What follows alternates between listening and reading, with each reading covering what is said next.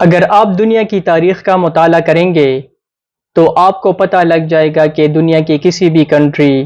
یا کسی بھی امپائر کی تاریخ میں ہمیشہ سٹیبلٹی نہیں تھی۔ ایک سرٹن پیریڈ آف ٹائم ہوا کرتا تھا۔ مثال کے طور پر 10 سال کا ایک پیریڈ ہوتا تھا، یا 20 سال کا ایک پیریڈ ہوتا تھا، یا 30 سال کا ایک پیریڈ ہوتا تھا، اور اس سرٹن پیریڈ آف ٹائم میں اس امپائر کے اندر سٹیبلٹی ہوتی تھی، اکنامک سٹیبلٹی بھی ہوتی تھی اور پولیٹیکل سٹیبلٹی بھی ہوتی تھی۔ نہ کوئی جنگ ہوتی تھی، نہ کوئی بغاوت ہوتی تھی، نہ کوئی سول وار ہوتی تھی۔ مکمل طور پر ایک سرٹن پیریڈ آف ٹائم میں اس امپائر کے اندر مکمل سٹیبلٹی ہوا کرتی تھی۔ لیکن پھر اس طرح ہوتا تھا کہ کچھ ہی سالوں بعد سول وار ہوتی تھی، یا بغاوت ہوتی تھی، یا اکنامک سچویشن کی وجہ سے حالات خراب ہوتے تھے، یا زیادہ تر جو مسائل اگر آپ اسٹڈی کریں گے تو پولیٹیکل پاور کی وجہ سے زیادہ تر مسائل پیش آتے تھے، اور ان مسائلوں کی وجہ سے، ان پرابلمس کی وجہ سے جو سٹیبلٹی ہوتی تھی تو وہ ڈسٹروائے ہوتی تھی، لیکن جو انسٹیبلٹی آتی تھی تو وہ بھی ہمیشہ کے لیے نہیں ہوتی تھی، وہ بھی ایک سرٹن پیریڈ آف ٹائم کے لیے آتی تھی۔ اور اگر سول وار کی وجہ سے انسٹیبلٹی آتی تھی، یا بغاوت کی وجہ سے آتی تھی، یا کسی بھی وجہ سے انسٹیبلٹی آتی تھی، تو پھر اس کے نتیجے میں جو بھی گروپ سٹرونگ ہوتا تھا اور وہ جیتتا تھا تو وہ گروپ دوبارہ سٹیبلٹی کریٹ کرتی تھی۔ تو یہ ایک نظام ہے۔ اگر آپ پوری دنیا کی تاریخ کو اسٹڈی کریں گے، مثال کے طور پر جو بڑے بڑے امپائرس گزرے ہیں، اگر آپ پرشین امپائر کو اسٹڈی کریں گے، یا اگر آپ رومن امپائر کو اسٹڈی کریں گے، یا اگر آپ گریک امپائر کو اسٹڈی کریں گے، یا کسی بھی کنٹری کی اگر آپ تاریخ کو اسٹڈی کریں گے، آپ پاکستان کی ہی تاریخ اسٹڈی کر لے، انڈیا کی تاریخ کو اسٹڈی کر لے، سعودی عربیہ کی تاریخ کو اسٹڈی کر لے، یو ایس اے کی تاریخ کو آپ پڑھ لے، یورپین جو کنٹریز ہے تو ان کی تاریخ کو آپ دیکھ لیں، تو ہر جگہ پر جتنے بھی کنٹریز ہیں دنیا کے اندر، یا جتنے بھی امپائرز گزرے ہیں دنیا میں انسان کی تاریخ میں، تو یہ ایک سائیکل ہے، یہ چلتا رہتا ہے، ہمیشہ سٹیبلٹی نہیں ہوتی۔ اور آپ نے سنا بھی ہوگا کہ وہ کہتے ہیں کہ change is the law of nature, جو تبدیلی آتی ہے تو وہ ایک جو نیچر ہے تو اس کی ایک لا ہے، تبدیلی ضرور آتی ہے، ہمیشہ ایک سیدھی لائن نہیں چلتی۔ جو ہماری زندگی ہے تو اس میں بھی ہمیشہ سیدھی لائن نہیں چلتی، اوپر نیچے ہوتی ہے۔ اب آتے ہیں اسلام کی طرف۔ اسلام کی جب ہم تاریخ دیکھتے ہیں تو اسلام کی جو ہسٹری ہے تو اسلام میں بھی ہمیشہ سٹیبلٹی نہیں تھی۔ اسلام کی اگر آپ تاریخ کو اسٹڈی کریں گے تو آپ کو پتہ لگ جائے گا کہ اسلام کے اندر بہت ایسے ٹائمز آئے ہیں کہ جو سٹیبلٹی تھی تو وہ ڈسٹروائے ہو چکی ہے، دوبارہ سٹیبلٹی جو تھی وہ کریٹ ہو گئی اور پھر دوبارہ جو ہے ڈسٹروائے ہو گئی، تو وہاں پر بھی یہ ایک سائیکل چل رہی تھی۔ مثال کے طور پر اگر ہم شروع کریں حضرت محمد صلی اللہ علیہ وآلہ وسلم کے بعد جو سیاسی حالات بن گئے تھے، جس کے نتیجے میں ایک نظام وجود میں آئی جسے ہم کہتے ہیں خلافت۔ تو جو پہلی خلافت تھی وہ تھی خلفائے راشدین کی خلافت۔ اب خلفائے راشدین کی خلافت میں اس طرح ہوتا ہے کہ جو پہلے خلیفہ تھے جس کا نام تھا ابو بکر صدیق رضی اللہ تعالی عنہ، تو ابو بکر کے ٹائم میں اس طرح ہوتا ہے کہ جب وہ خلیفہ بنتے ہیں تو ان کے سامنے بہت سارے چیلنجز تھے، امپائر جو تھا وہ سٹیبل نہیں تھا، کیونکہ بہت سارے لوگوں نے بغاوت کیا، بہت سارے لوگوں نے زکوٰۃ دینے سے انکار کیا، اور بہت سارے ایسے لوگ تھے عربین پیننسولا کے اندر کہ انہوں نے خود کو پیغمبر ڈکلیئر کیا۔ تو لہٰذا اسی وجہ سے جو امپائر، جو سٹیبل امپائر حضور صلی اللہ علیہ وآلہ وسلم چھوڑ چکے تھے تو وہ آہستہ آہستہ ڈسٹروائے ہو رہا تھا۔ تو پھر کیا ہوتا ہے کہ ابو بکر صدیق رضی اللہ تعالی عنہ چند مہینوں میں ہی جسے اسلامی تاریخ میں کہا جاتا ہے ردہ وارز، جس کو میں سیزن 2 میں ڈسکس بھی کر چکا ہوں۔ تو ردہ وارز میں خالد بن ولید نے مسلمانوں کو لیڈ کیا اور ان سب کو انہوں نے کرش کیا، اور چند ہی مہینوں کے اندر اندر اسلامک اسٹیٹ کے اندر اسٹیبلٹی واپس آئی۔ پھر ابو بکر صدیق رضی اللہ تعالیٰ عنہ جب جاتے ہیں، ان کے بعد حضرت عمر فاروق رضی اللہ تعالیٰ عنہ ایز اے خلیفہ اپوائنٹ ہوتے ہیں۔ تو حضرت عمر فاروق رضی اللہ تعالیٰ عنہ کا جو ٹائم پیریڈ تھا تو تقریباً کچھ 9 سال یا 10 سال کے لگ بھگ ان کا پیریڈ تھا۔ تو ان کے ٹائم میں مکمل طور پر اسٹیبلٹی تھی، کسی نے بغاوت بھی نہیں کیا تھا، نہ کوئی پولیٹیکل کوئی مسئلہ تھا، نہ کوئی اکنامک مسئلہ تھا، مکمل طور پر اسٹیبلٹی تھی، اور نہ صرف مسلمان خوش تھے بلکہ نان مسلم بھی خوش تھے۔ عمر کے بعد جو تیسرا خلیفہ ہے حضرت عثمان رضی اللہ تعالیٰ عنہ، جب وہ آتے ہیں تو عثمان رضی اللہ تعالیٰ عنہ کے شروع کے چند سال تو بہت ٹھیک تھے، لیکن پھر آہستہ آہستہ اس طرح ہوتی ہے کہ ان کی جو پالیسیز تھی تو ان کی وجہ سے اسلامک اسٹیٹ کے اندر ایجپٹ جو پروونس تھا یا کفہ پروونس تھا یا سیریا پروونس تھا، تو یہاں پر لوگ بغاوت کرتے ہیں ان کے خلاف، اور آخر میں اس طرح ہوتا ہے کہ حضرت عثمان رضی اللہ تعالیٰ عنہ کو شہید کیا جاتا ہے، ان کا قتل ہوتا ہے۔ یہ اسلامی تاریخ میں ایک ٹرننگ پوائنٹ تھا، کیونکہ حضرت عثمان رضی اللہ تعالیٰ عنہ کے شہادت کے بعد جو ہے مسلمانوں کے اندر فرسٹ ٹائم سول وار شروع ہوگی۔ یہ فرسٹ ٹائم تھا حضرت عثمان رضی اللہ تعالیٰ عنہ کی شہادت کے بعد کہ مسلمان آپس میں لڑے ایک دوسرے کے ساتھ اور سول وار شروع ہوتی ہے، جسے ہم کہتے ہیں فرسٹ فتنہ۔ حضرت عثمان رضی اللہ تعالیٰ عنہ کے بعد علی رضی اللہ تعالیٰ عنہ مدینے میں خلیفہ بنتے ہیں، اور علی رضی اللہ تعالیٰ عنہ جو تھے تو ان کی جو الیکشن تھی تو وہ بھی ڈسپیوٹڈ تھی، اور ان کے سامنے بہت سارے چیلنجز تھے، لیکن سب سے بڑا مسئلہ جو تھا وہ تھا قاتلین عثمان کا۔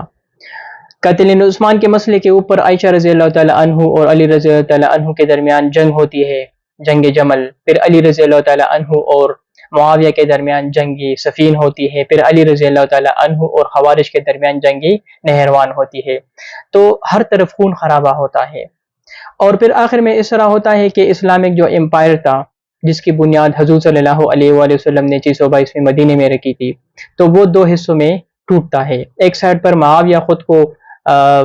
یروشلم میں خود کو ایز اے خلیفہ ڈکلیئر کرتے ہیں، اور ایک سائڈ پر علی رضی اللہ تعالیٰ عنہ تھے۔ پھر مین وائل اس طرح ہوتا ہے کہ علی رضی اللہ تعالیٰ عنہ کی ڈیتھ ہوتی ہے، اور ان کے ڈیتھ کے بعد ان کے جو بڑے بیٹے تھے حضرت امام حسن، تو وہ معاویہ رضی اللہ تعالیٰ عنہ کے فیور میں ایبڈیکیٹ ہوتے ہیں اور ان کو پوری خلافت حوالے کرتے ہیں۔ اب معاویہ رضی اللہ تعالیٰ عنہ جب خلیفہ بنتے ہیں تو اس کے ساتھ ساتھ جو فرسٹ سول وار شروع ہوئی تھی مسلمانوں کے بیچ تو وہ بھی ختم ہوتا ہے، اور معاویہ رضی اللہ تعالیٰ عنہ سمجھ گئے تھے کہ جو نظام حضور صلی اللہ علیہ وآلہ وسلم کے جانے کے بعد وجود میں آئی تھی، جسے ہم خلافت کہتے ہیں، اور جس میں مسلمان جو ہے ایک دوسرے کے ساتھ کنسلٹیشن کرتے تھے، تو وہ یہ سوچ رہے تھے کہ وہ نظام مزید نہیں چل سکتا، لہٰذا انہوں نے ایک بادشاہت قائم کی، اور انہوں نے یہ ڈیسائیڈ کیا کہ اس امپائر کو سٹیبل رکھنے کے لیے تلوار کا استعمال کیا جائے گا۔ تو معاویہ کے پاس حجاز یا کفہ بصرہ یہاں پر ان کے پاس کوئی سپورٹ نہیں تھا، لیکن انہوں نے تلوار کے زور پر زبردستی یہاں پر ایسے گورنرز مقرر کیے کہ انہوں نے ان لوگوں کو زبردستی جو ہے فورس کیا، اور ان لوگوں نے ان کے ساتھ زبردستی بیعت کیا۔ جب ان کی آخری سانسیں چل رہی تھی تو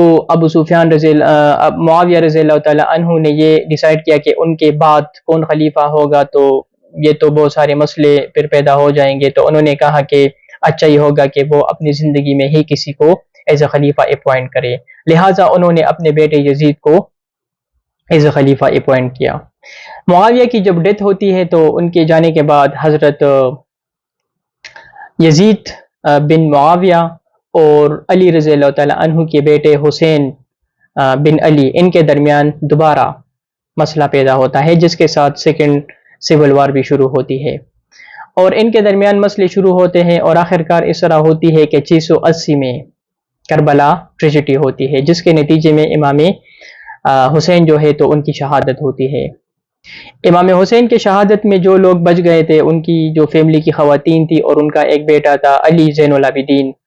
تو وہ جب واپس مدینہ آتے ہیں اور مدینہ اور مکہ والوں کو پتہ لگ جاتی ہے کہ ہاں یہ تو کافی ظلم ہوا ہے ان کے ساتھ، تو مکہ اور مدینہ کے لوگ بغاوت کرتے ہیں یزید کے خلاف، جس کے نتیجے میں مدینہ کے اندر جو بنو امیہ کے کچھ خاندان تھے تو ان کو وہ بے دخل کرتے ہیں، اور اس پر اس طرح ہوتا ہے کہ یزید ملٹری کو بیچتے ہیں جس کا کمانڈر تھا محمد بن عقبہ۔ تو پھر وہ آتے ہیں اور پہلے وہ مدینہ کے انصار مہاجر کے ساتھ ان کے درمیان ایک جنگ ہوتی ہے، جنگی ہرا، اور ہرا میں اس طرح ہوتا ہے کہ انصار اور مہاجر کو وہ ڈیفیٹ کرتے ہیں، پھر وہ آتے ہیں مدینہ، اور مدینہ میں 3 دن کے لیے انہوں نے مدینہ کو سیک کیا اور کافی خون خرابہ ہوا، اور اس کے بعد وہ ملٹری مکہ کی طرف جاتے ہیں، اور وہاں پر عبداللہ ابن زبیر جو مسلمانوں کو لیڈ کر رہا تھا تو ان کے درمیان جو ہے وہ کلیشز کریٹ ہوتے ہیں۔ لیکن جب وہ ملٹری مدینہ پہنچتے ہیں تو جنگ ہونے سے پہلے اس طرح ہوتا ہے کہ یزید کی ڈیتھ ہوتی ہے۔ اب جب یزید کی ڈیتھ ہوتی ہے تو یزید کے ڈیتھ کے بعد اس طرح ہوتا ہے کہ ان کا جو بڑا بیٹا تھا اس کا نام تھا معاویہ ٹو، تو معاویہ ٹو بنتے ہیں خلیفہ، لیکن وہ زیادہ ایکسپرٹ نہیں تھا اور زیادہ پولیٹکس میں ان کا انٹرسٹ نہیں تھا، لہٰذا جب وہ خلیفہ بنتے ہیں تو 3-4 مہینوں کے لیے وہ خلیفہ تھے اور اس کے بعد وہ خلافت چھوڑتے ہیں۔ اب جب وہ خلافت چھوڑتے ہیں تو ایک ویکیوم کریٹ ہوتی ہے، اور عبداللہ ابن زبیر جو کہ مکہ کے اندر موجود تھا تو حجاز میں بھی ان کے پاس پاور تھی، اور اب یزید بھی مسئلہ نہیں تھا کیونکہ یزید چلا گیا تھا، اور یزید کی جو فیملی تھی تو اس میں کوئی ایسا ایبل بندہ بھی نہیں تھا کہ اس کے سامنے کھڑے ہو جائے، تو مکہ اور مدینہ کے لوگ ان کے ساتھ کھڑے ہوتے ہیں، عبداللہ ابن زبیر کے ساتھ ان کو خلیفہ ڈکلیئر کرتے ہیں، اور اس کے بعد عبداللہ ابن زبیر کے ساتھ جو ہے وہ ایجپٹ کو بھی ان پر بھی قبضہ کرتے ہیں اور ایجپٹ کو بھی وہ کنٹرول کرتے ہیں۔ اب وہ تو ادھر خلیفہ بنتے ہیں، اگر بصرہ اور کوفہ کی بات کی جائے تو وہاں پر بھی لوگ بغاوت کرتے ہیں، وہاں پر جو گورنر تھا جس کا نام تھا عبید اللہ، تو عبید اللہ گورنر جو ہے ان کے خلاف وہ بغاوت کرتے ہیں کیونکہ اس کا ایک کردار تھا کربلا کے اندر، انہوں نے ہی ان کو شہید کیا تھا امام حسین کو، تو عبید اللہ جو گورنر ہے وہ ان کو ایکسپیل کرتے ہیں اور عبید اللہ آتے ہیں سیریا، اور کوفہ اور بصرہ جو عراق پروونس ہے تو وہاں پر دوبارہ خوارج اٹھتے ہیں اور ان کا ہی ہر طرف ایک نظام قائم ہوتی ہے، تو وہاں پر جو تھا ایک لالسنس پیدا ہوتا ہے کوفہ اور بصرہ کے اندر، لیکن حجاز جو مکہ مدینہ ہے اور ایجپٹ ہے تو یہاں پر عبداللہ ابن زبیر وہ بنتے ہیں خلیفہ بنتے ہیں۔ اب آتے ہیں سیریا کی طرف۔ سیریا میں اس طرح ہوتا ہے کہ جب یزید کی ڈیتھ ہوتی ہے تو میں نے آپ کو بتایا کہ ان کے بڑے بیٹے تھے معاویہ ٹو، تو معاویہ ٹو 3 مہینوں کے لیے خلیفہ بنتے ہیں اور پھر ان کی ڈیتھ ہوتی ہے۔ اب معاویہ کی ڈیتھ تو نہیں ہوتی، وہ خلافت چھوڑتے ہیں 3 مہینے بعد، جب وہ 3 مہینے بعد خلافت چھوڑتے ہیں تو اس کے بعد یزید کا ایک اور بیٹا تھا لیکن وہ کافی چھوٹا تھا اور ان کی عمر اس وقت تھی 9 سال، اس کا نام تھا خالد۔ اب سیریا کی اگر بات کی جائے تو سیریا خود ڈیوائیڈڈ تھی 2 حصوں میں، ایک شمال سیریا جو صوبہ تھا تو شمال میں کچھ ٹرائبس تھے عرب اور جنوب میں کچھ ٹرائبس تھے عرب۔ شمال میں جو ٹرائبس تھے اوپر تو انہیں کہا جاتا ہے کیس، اور نیچے جنوب میں جو عرب ٹرائبس تھے تو انہیں کہا جاتا ہے قبلی۔ اب جو شمال کے اندر سیریا کے شمال میں جو عرب ٹرائبس تھے جنہیں کیس کہا جاتا ہے تو وہ چاہتے تھے کہ عبداللہ ابن زبیر جو ہے وہ ان کا خلیفہ بن جائے، وہ عبداللہ ابن زبیر کو سپورٹ کر رہے تھے، لیکن جو سیریا کے شمال میں جو عرب ٹرائبس تھے جنہیں قبلی کہا جاتا ہے تو ان کی خواہش تھی کہ یزید کے جو چھوٹے بیٹے ہیں جن کی عمر 9 سال تھی جس کا نام تھا خالد، تو ان کی خواہش تھی کہ خالد ہی ان کا خلیفہ مقرر ہو جائے۔ اب یہ ایک ڈیڈ لاک تھی، اور مین مسئلہ یہ تھا کہ عبداللہ ابن زبیر کو سیریا کی ملٹری، یزید کی ملٹری نے بھی دعوت دی تھی کہ آپ آ جائیں دماسکس، ہم آپ کے ساتھ بیعت کرتے ہیں اور آپ ہمارے خلیفہ بن جائیں، لیکن عبداللہ ابن زبیر جو تھے وہ انٹرسٹڈ نہیں تھے سیریا میں، اور وہ حجاز اور ان علاقوں میں انٹرسٹڈ تھے، اور میرے خیال میں یہ ان کی ایک بہت بڑی غلطی تھی کیونکہ وہاں پر جو ویکیوم کریٹ ہوا تھا تو اس کو کسی اور نے پھر فل کیا، اور جن لوگوں نے پھر اس کو فل کیا تو ان لوگوں نے پھر ان کا قتل بھی کیا۔ کافی بے دردی کے ساتھ پھر انہوں نے مارا۔ اب یہاں پر ایک ڈیڈ لاک کریٹ ہوتی ہے۔ اب اس طرح ہوتا ہے کہ بنو امیہ کا جو خاندان تھا ابو سفیان کا، تو ان کے اندر کوئی ایبل بندہ نہیں تھا، ایک ہی بندہ تھا یزید کا جو بیٹا تھا خالد، لیکن اس کی عمر 9 سال تھی۔ اور جو ساؤتھ سیریا میں جو قبیلہ تھا قبلی، تو وہ تو ان کو خلیفہ بنانا چاہتے تھے، لیکن سیریا کے اندر جو مشران تھے تو وہ چاہتے تھے کہ کوئی ایسا خلیفہ ہو جن کی عمر بھی زیادہ ہو اور وہ ایکسپرٹ بھی ہو اور وہ خلافت کو سنبھال سکے۔ اب بنو امیہ جو ٹرائب ہے تو اس کا ایک خاندان تھا، تو وہ مدینے میں آباد تھا،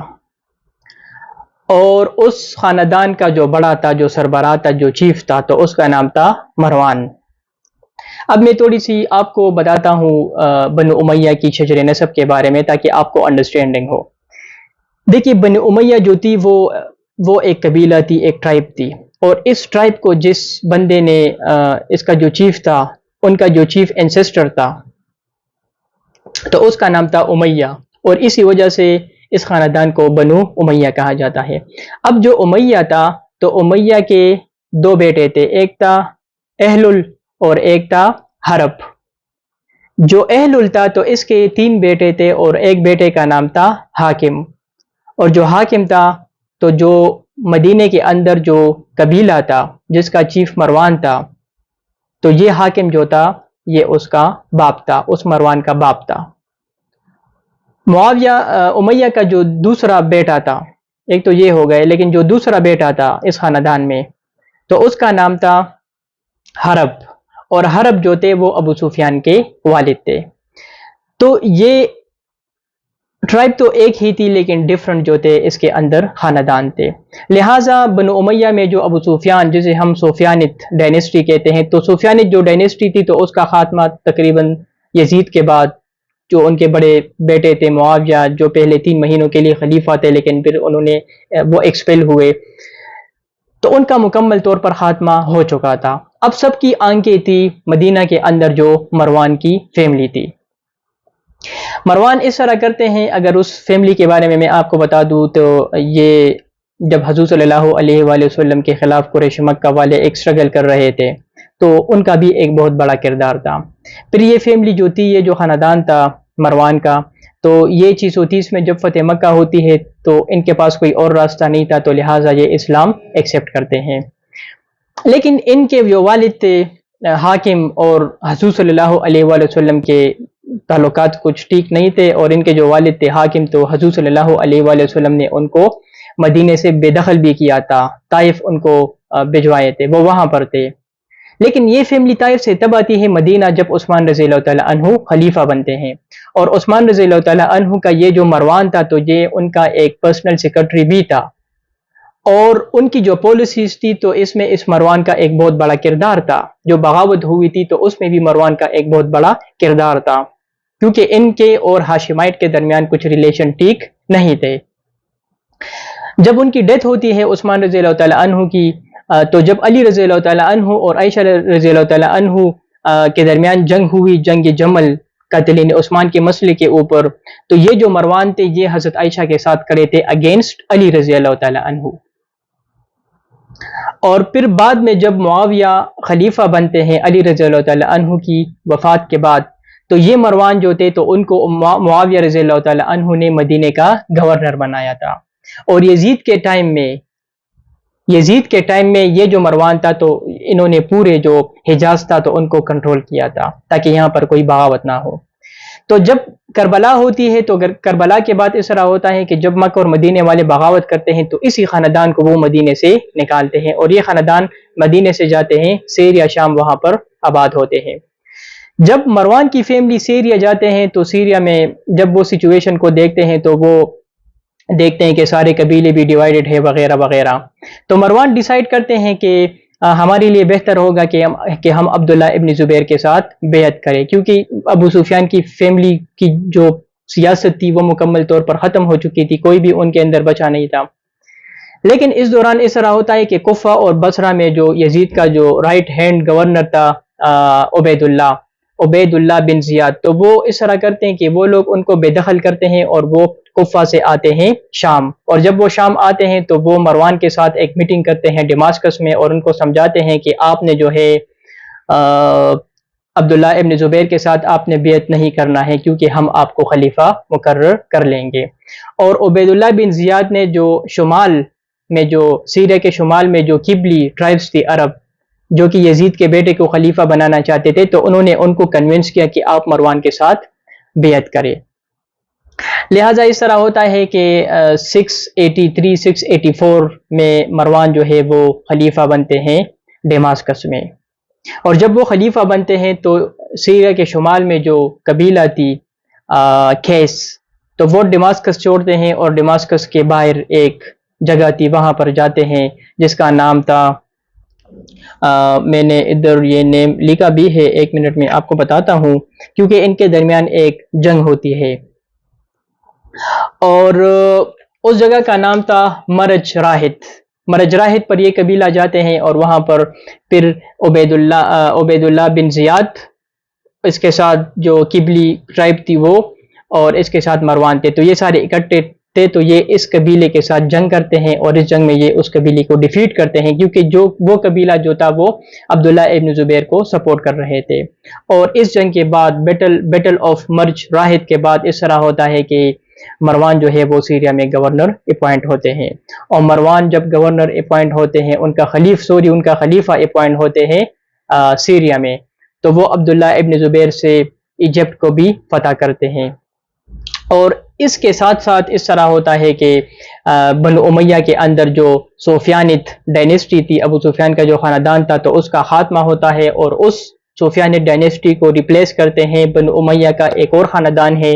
جسے کہا جاتا ہے مروانٹ ڈائنیسٹی، جو کہ مدینے کے اندر تھے اور پھر یہاں پر آئے تھے۔ تو پھر بعد میں جو امیت کے جتنے بھی خلیفہ آئیں گے ہم ڈسکس کریں گے، تو یہ اس مروانٹ ڈائنیسٹی سے ہوں گے۔ اس سے پہلے جو سفیانٹ ڈائنیسٹی تھی، تو ان کے خاندان کے سارے جو بندے تھے وہ سارے ختم ہو چکے تھے، اب ان سے کوئی خلیفہ جو ہے وہ نہیں آئے گا۔ سارے جو خلیفہ تھے بعد میں جو آئیں گے ہم ڈسکس کریں گے، تو وہ اس مروانٹ ڈائنیسٹی سے آئیں گے۔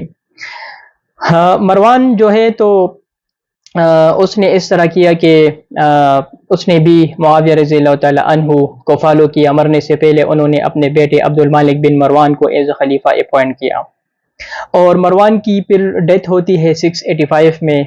اور ان کی ڈیتھ بھی کہا جاتا ہے کہ ان کی ڈیتھ نیچرل نہیں تھی، بلکہ ان کی جو بیوی تھی تو انہوں نے ان کا مرڈر کیا تھا۔